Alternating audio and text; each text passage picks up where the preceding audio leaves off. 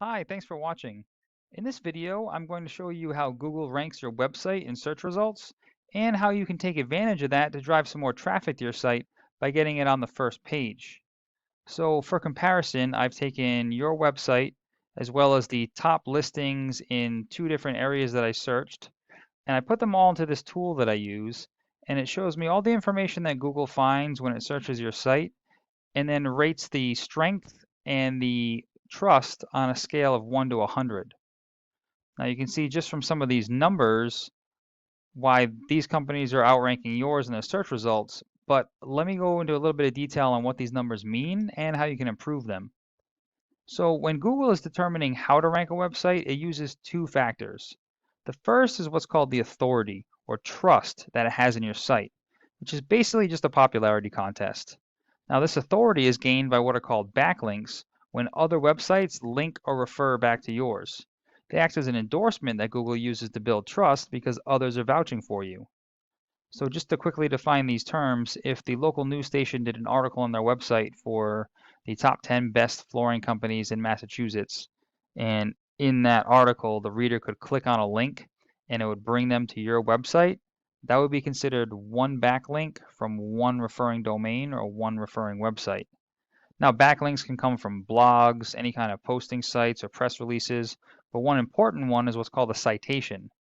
Now, a citation is any time that your name, address, and phone number appear in an online directory. Those include Yelp, Yellow Pages, Better Business Bureau. They're usually all free. It just takes some time to find them, register your business, and then input the information exactly as it's shown in Google. Now, you can see that Google trusts some of these websites more than yours just based on the number of links, but this is something to keep in mind is it's not just a matter of quantity, it's also quality. So these links need to be relative to your industry or your field, and then from sites that Google trusts, otherwise it won't add any authority. Now, the second factor for ranking your site is the content on the page.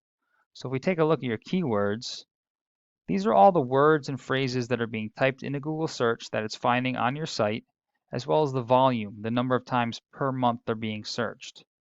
So this is where we do some research just to find the highest volume keywords relative to the services and the products that you offer and the areas you offer them in, and then just make sure that those are being included on your site.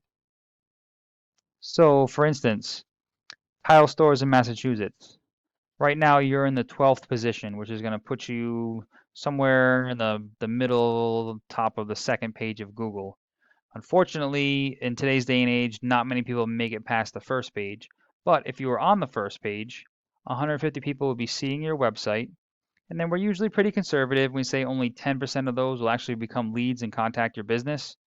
And then I don't know what the conversion rate is for your particular business, but let's be even more conservative and say only a third of those actually become customers.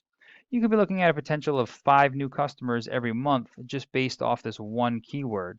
So then we would repeat that same process for all the highest volume keywords. And then obviously the profit margin varies per job, but you can see how the sheer number of leads can definitely add up to some revenue at the end of the month and at the end of the year. Now, there is a formula that Google uses to find these keywords on your site. So when we take a look at your site here, it's set up great where we have all the information that people could want right at the top. The only thing that I would probably suggest is a lot of people are using mobile devices now, so having a click to call button where they can just click it and instantly dials out is a great thing for mobile users. As far as Google is concerned, though, the first thing it's going to do is it's just going to come in and count all the words on the page. Now, it's generally looking for a minimum of about 1,500 to 2,000 words because it assumes that the more information you have on the page, the more of an expert you are, and the more likely it is to recommend you in search.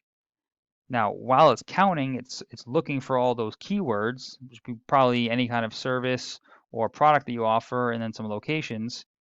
Now, this is where the number of words on the page really comes into play because you're only allowed to have one of those keywords for every 150 words of text on the page. So we would have to do some research to see what it is that these competitors are being found for those keywords, and then make sure we can include that on your page.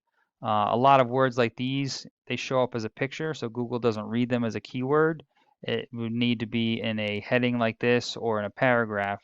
So just take a little bit of rearranging and maybe adding some content to the page so we could sprinkle in those keywords that way you can be easily found in search.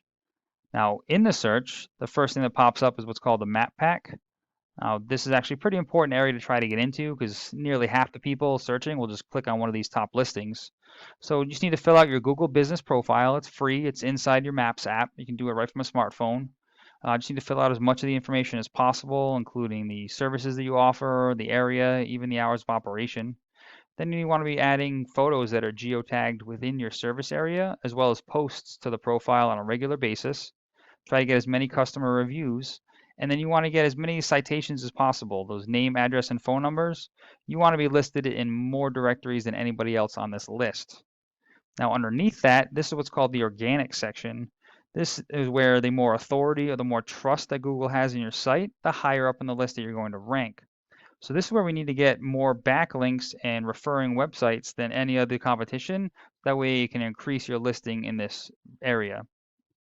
Now, I hope this information was helpful and allows you to scale some of your online presence, but please feel free to reach out if you have any questions or if you'd like me to go into any further details. We could also talk about your goals, and I could do some research to find out what it would take for you to reach those. And I always appreciate getting feedback as well, just to find out if information like this is useful for you. So please let me know what you thought.